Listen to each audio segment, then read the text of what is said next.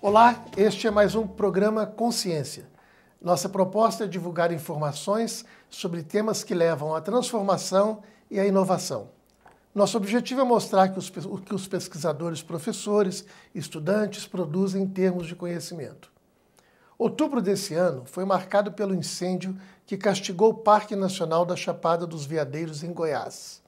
De acordo com o Instituto Chico Mendes de Conservação da Biodiversidade, as chamas feriram cerca de 1.500 animais, destruíram mais de 10 mil espécimes de plantas e afetaram cidades vizinhas do parque, como Alto Paraíso e Cavalcante.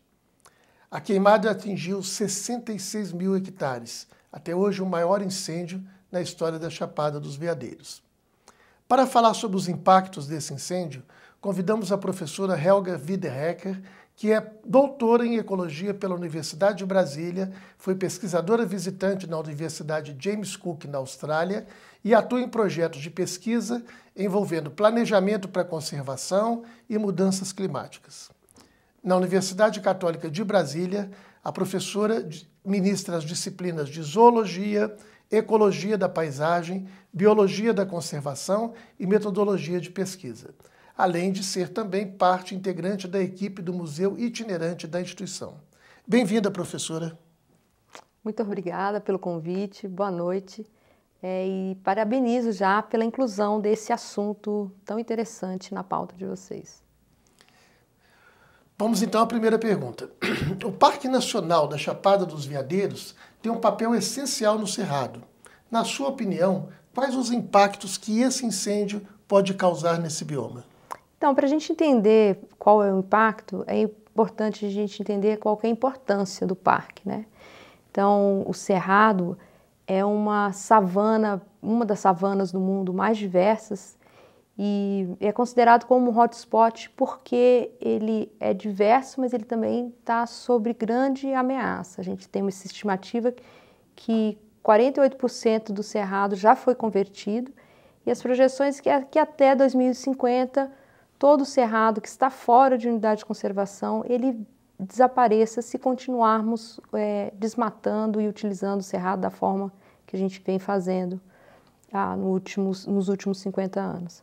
Então, dessa forma, a unidade da Chapada dos Veadeiros, né, o Parque Nacional, ele é uma das grandes unidades de conservação e por isso ele é muito importante.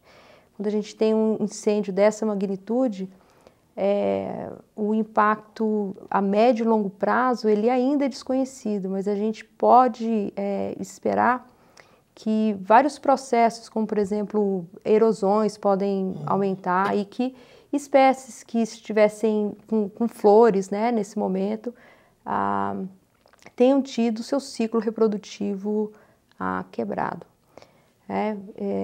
Como já foi colocado no início, né? As proporções do incêndio elas foram bem grandes e realmente é desconhecido qual seria o real impacto a médio e longo prazo. Perfeito, professora. É muito comum que nessa época de seca, né, aqui no Cerrado, haja focos de incêndio. A gente está acostumado a conviver com isso, nós aqui de Brasília, que participamos desse ecossistema de alguma forma. Eu gostaria de saber da senhora se esses incêndios eles podem ocorrer de maneira natural ou se eles são sempre criminosos, eles são sempre iniciados por algum ser humano com alguma pretensão, alguma intenção, às vezes nem sempre ilegal. O que a senhora pensa sobre isso? Então, é importante a gente saber que o fogo ele é um elemento, quer dizer, o histórico do Cerrado e fogo ele não pode ser dissociado, né? As espécies que ocorrem hoje em dia no Cerrado, elas de certa forma são resultantes de um processo de milhares de anos a presença do fogo. Uma das evidências disso que a gente tem é o número de espécies, por exemplo, vegetais, que só germinam após a passagem de fogo. Então, isso revela uma dependência, né, uma história evolutiva longa de parceria entre fogo e cerrado. Mas a gente também sabe que após a chegada de populações humanas na região do Cerrado, a incidência com que esses incêndios ocorrem, ela aumentou e a partir do momento que legalmente a gente impede que o fogo seja utilizado como uma ferramenta de manejo, também há o acúmulo de capim seco, né, de folhas secas, e o que pode gerar fogo, né, incêndios florestais com alta intensidade, que é exemplo do que aconteceu em algumas regiões do Parque Nacional que há muito tempo não eram queimadas, e esse incêndio que aconteceu chegou a altas temperaturas e queimando uma grande extensão da área de uma vez só e acabando com os locais que seriam refúgios para a fauna se o fogo fosse uma área menor, né? Certo. Nós recebemos um relato de um brigadista do Parque Nacional da Chapada dos Veadeiros, o senhor Piquerobi de Souza, que esteve presente no combate desse incêndio. E ele falou sobre algumas consequências do fogo provocado. Eu vou ler um trecho da carta dele. Ele diz o seguinte: quando alguém risca um fósforo e toca fogo no mato, não é o presidente a quem ele está prejudicando. Quando alguém acende um isqueiro para renovar sua pastagem, não é só o vizinho de cerca que ele afeta. Do outro lado dessa linha de fogo tem muita história. A biodiversidade é afetada de maneira irremediável. Esse trecho da carta do brigadista Piquerobi aborda a relação de desequilíbrio entre o ser humano e a natureza. E, de acordo com as autoridades do ICMBio, tudo indica que o incêndio foi criminoso. Para a senhora, quais são os interesses que motivam esse tipo de atitude e como estabelecer um elo benéfico entre o homem e a natureza? Bom, o histórico, né, de queimadas provocadas e tudo mais, a gente pode remeter sempre a essa questão do interesse privado e coletivo, né? Eu não gostaria de me aprofundar nessa questão se foi criminoso, se não foi, porque eu acho que isso é uma questão da investigação, certo? Mas se a gente pensar assim, até o próprio fato de existir essa desconfiança mostra que, na verdade, existe um conflito ainda na região do parque e assim, o que a história nos mostra é que só um processo de conversação mesmo, né? Assim, mostra que a conversa tem que continuar, né?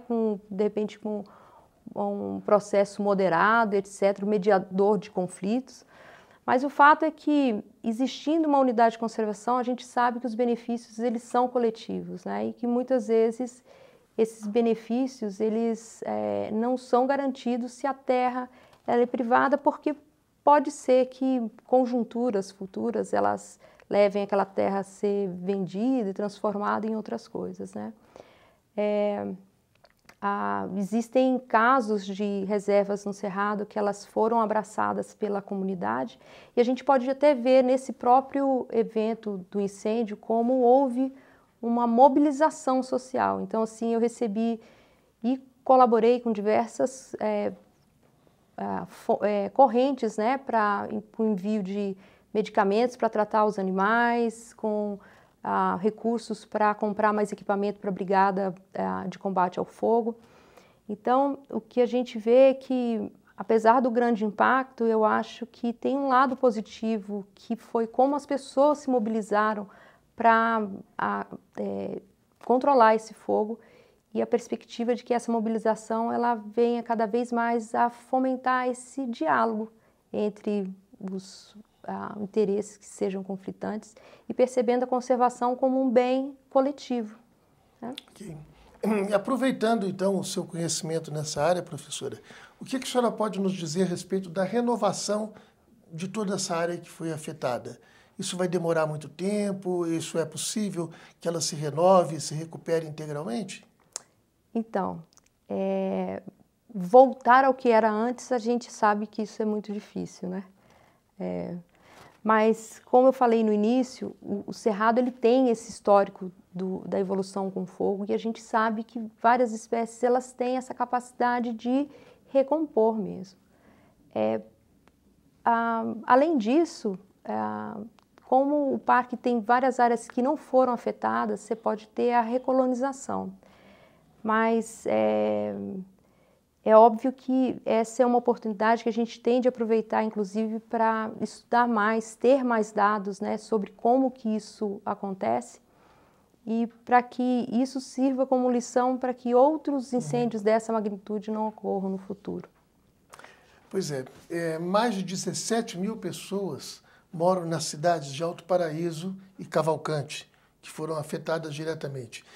Como que a senhora vê a cultura local impactada por esse incêndio? Essa cultura local ela vai acabar se modificando no sentido de preservação da área, ou pelo contrário, isso vai acabar criando um desestímulo, as pessoas vão tender a abandonar aquele local? Como que isso funciona em outros casos? Bom, aí é uma coisa assim, eu desejo, né, que esse evento ele realmente sirva para que a gente cada vez mais esteja discutindo como é importante a conservação da biodiversidade para a manutenção de serviços ambientais. Por exemplo, a crise hídrica que nós temos aqui no Distrito Federal, a gente não consegue dissociá-la da crise ambiental, né? Que é a forma como a gente trata o ambiente.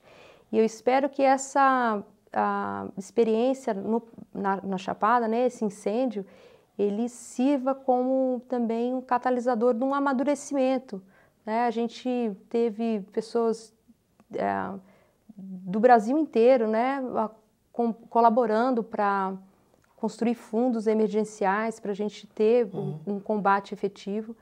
E eu espero que essa discussão ela cada vez mais fique amadurecida para que a gente consiga ter uma comunidade mais envolvida e fazendo um contraponto com a ideia do desenvolvimento. Não, a gente quer mais envolvimento com a parte ambiental. Ok, professora. Muito obrigado pela sua colaboração, pelas suas ideias. Gostaríamos de agradecer também a colaboração da Rede Contra o Fogo da Chapada dos Veadeiros, especialmente ao brigadista Pequeno de Souza. E, é claro, muito obrigado a todos vocês pela audiência e até a próxima Consciência.